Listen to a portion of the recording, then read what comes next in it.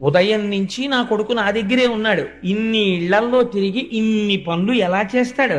పైగా పాపం చూడండి ఎంత అమాయకంగా పడుకున్నాడో నా ఊళ్ళో.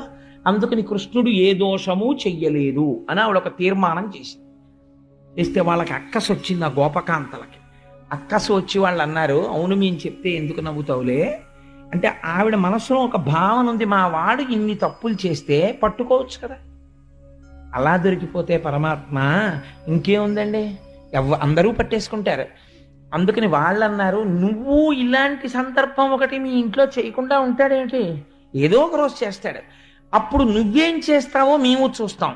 ప్రతిరోజు ఈ అవకాశం కోసమే ఎదురు చూస్తాం. అది ఇలా రాగానే పోపు మాడిపోయినా మాకేం బాధలేదు, మీ ఇంటికి వచ్చి చూస్తాం ఏం చేస్తావో, అప్పుడు చూద్దామని వెళ్ళిపోయారు.